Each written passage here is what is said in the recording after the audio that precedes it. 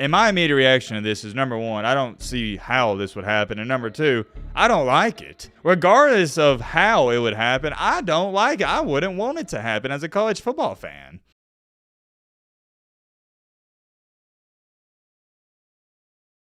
Ooh, yeah, this is controversial to say the least. Man, oh man, I think it's more than fair to say things are starting to heat up midway through November for the college football world. We're right at around that time of the year where the college football playoff, it's about to start up, and there's going to be about 2 or 3 good teams that a lot of people thought should have made it. They don't get in. To go on top of that, college football coaches, this is also the time of the year where they start getting fired. You got 4- and 5-star recruits decommitting and flipping left and right. That's a different video for a different day. But most importantly, and what we're about to talk about, we got a rumor, or not really a rumor, but just some speculation and talk going around about Deion Sanders. What is this talk going around involving Deion Sanders? Well, it's no other than Deion potentially leaving Colorado, the team he just joined, to go somewhere else. And I'm extremely curious. I want to know your guys' thoughts on this down below. When I first saw this and heard this earlier today, I didn't like it, and I still don't like it. Just the idea of it, I don't like it. It rubs me the wrong way, and I'll get to that in just a second. We're going to talk all about that in tonight's late night video, but also we got another topic to speak on, and that is no other than the Heisman race. It's also heating up, and this is one of the rare times, very late into the season, there's not a clear front runner. There's about 6 to 8 guys right now you could point to and say they got a legit shot to win this thing. And like I said, that's rare because normally by this point in the year, we've narrowed it down to about 3 or 4 guys. I'm so excited to get into this video. Hope you guys are excited as well. But all right, Matt, blah, blah, blah. Shut the crap up. Now without further ado,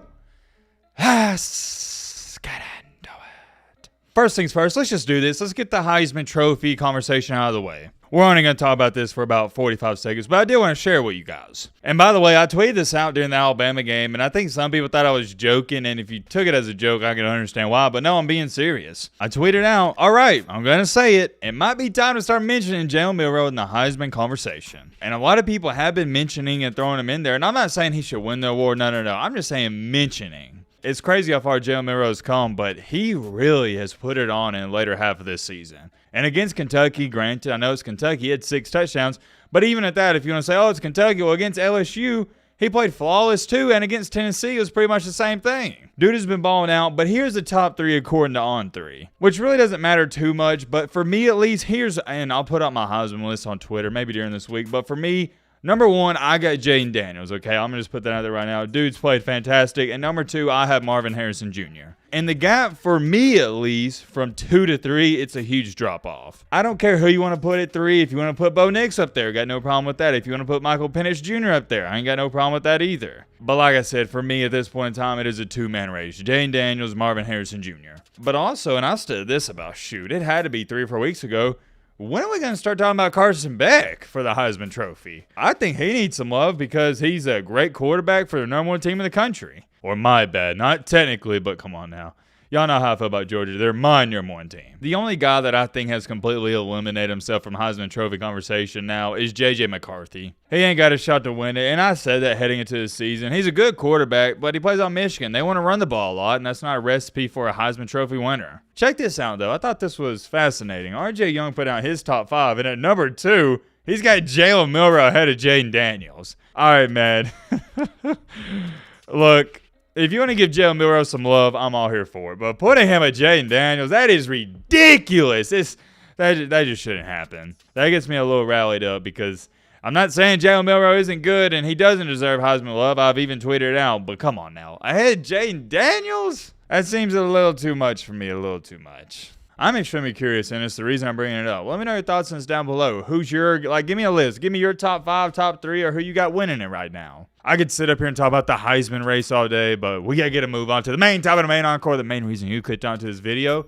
What's going on with Deion Sanders, a.k.a. Coach Prime? Well, it's been a minute since we talked about old Coach Prime, and we all know the backstory. He leaves Jackson State, he goes to Colorado, and he's trying to turn that program around. Hasn't gone exactly according to plan because he wanted to be really good this year, but I think he's ahead of schedule because a lot of people, didn't ESPN say that it was projected to win 2.7 games this year, and they're already at 4. Granted, they're on like a 4-game losing streak, if I'm not mistaken, and it's been downhill ever since the Nebraska game. But remember, this team went 1-11 last year. They were one of, if not the worst teams in the nation last year, it's going to take a couple years just to rebuild this program back up to winning 6-7 games a year consistently. I said in year 1, I got to go in 5-7, and my prediction's looking pretty dang good because right now they're 4-6. So if they do go 1-1 in their next 2 games, which still might not be likely because I don't think they're favored in either of them, they'll go 4-8, worst case scenario. And I've stated in year 2, the goal should be 8 wins, and then maybe, just maybe, in year 3 or 4, you should strive for 10 wins, best case scenario. But that is way too far down the road to even think about, and we're getting a little too far ahead of ourselves. The point is, and the reason I bring it up, is everybody essentially thought that Deion Sanders was going to be at Colorado for a couple of years, bare minimum. Well, now there's been some talk, and I'm not saying it's going to happen, but people have been talking about Deion potentially leaving and going elsewhere. Yep, that's right, you heard me correctly. Leaving after 1 year. And where is this other team he's going to go to?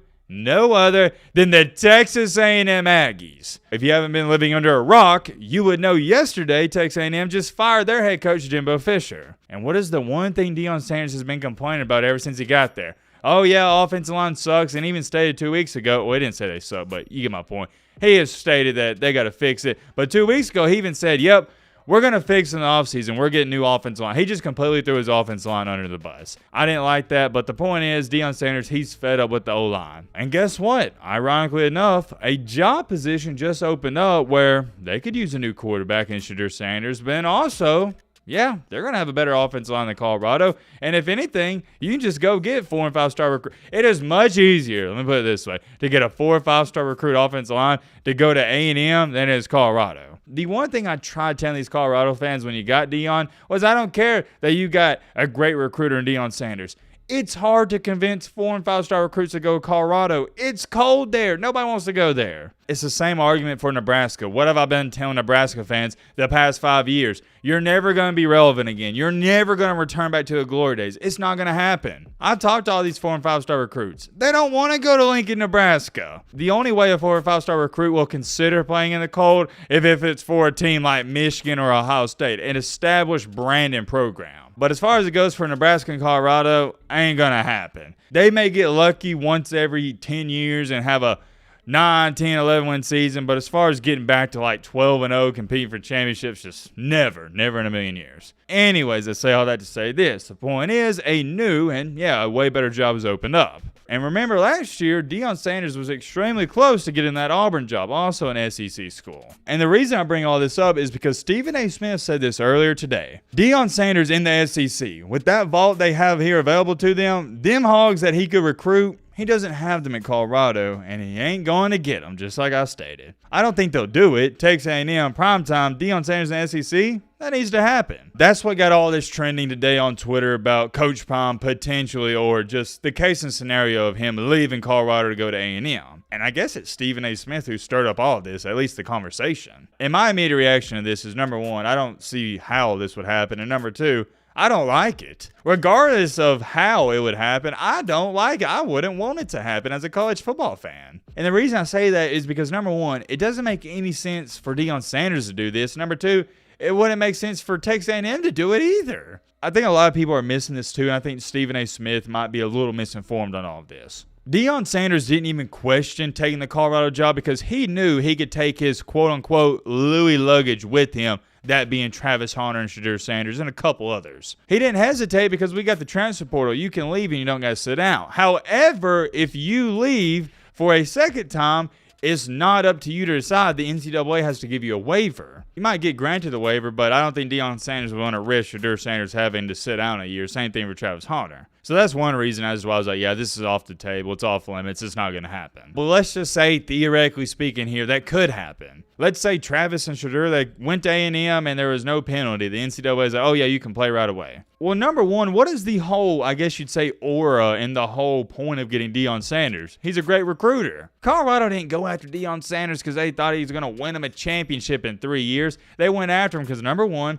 they knew he'd boost up ticket sales and bring in more revenue. And number two, they knew he'd bring in 4- and 5-star recruits, at least a couple of them. That is what Coach Prom's about. But for A&M, here's the thing. You just fired a head coach who did exactly that. He had the number 1 recruiting class. He had the best recruiting class of all time. You would essentially just be trading out Jimbo Fisher for a carbon copy paste of Jimbo Fisher. So it wouldn't make any sense for A&M to even think about doing this move, at least to me. On the flip side of it, as far as it goes for Deion Sanders, I don't know why he would want to do it. At Colorado, if you win 5 or 6 games a year, you won't be fired. You're going to be praised. As long as you're selling tickets, they're going to keep you there. There's no pressure. At A&M, if Deion Sanders doesn't win 10 games a year, he's going to be on the hot seat. I'm scratching my head as to why Stephen A. Smith even brought this up, but I don't know. Maybe he just did it for clicks and views, but as a college football fan and as a person who covers this, the reason I'm laughing is because it doesn't make sense from any aspect of the deal. Let's check out some of the comments, though, because I haven't even looked at them. I wonder what people are saying. Texas A&M was already recruiting at an elite level, LMFAO, like I was saying. They don't need another great recruiter. They need a coach. What are you smoking this morning? That's what I'm saying. That would be too fast of a jump. He needs to show he can build something at CU, and I agree. And there's a bunch of people saying, oh, well, he didn't even win at Colorado. And yeah, I mean, it's easy to point fingers that he's not doing good this year, but it's year 1. He's already overexceeded expectations, whether you like that or not. Somebody said, no chance. A&M is too weird for Prime. Ooh, we got a controversial take here. Except he isn't a good coach, so that might have an impact on his success. What do y'all think about that? Is Deion Sanders just a good recruiter, not a good coach? I don't know. Let me know in the comments. A&M fan said, he can stay where he's at. We're good without him. And there's a bunch of more comments I can read, but I've seen a lot of A&M fans stating that they really don't want Coach Prime, and it's vice versa. I don't think Coach Prime wants to go to A&M, so nobody's feelings are getting hurt. But it doesn't even matter what the fans want. At the end of the day, I don't even know how this conversation got brought up. I don't think anybody that actually keeps up with college football would think or even thought this had a possibility of happening. I'm telling you right now, this won't happen. It's really dumb, and plus Coach Prime's only been at Colorado 1 year. He seems to like it there. I don't think he's leaving. That's how I view it, and I'm extremely curious. Let me know your thoughts on this down below, because we'll probably read off some of these comments in the next video. Let me know your thoughts down below.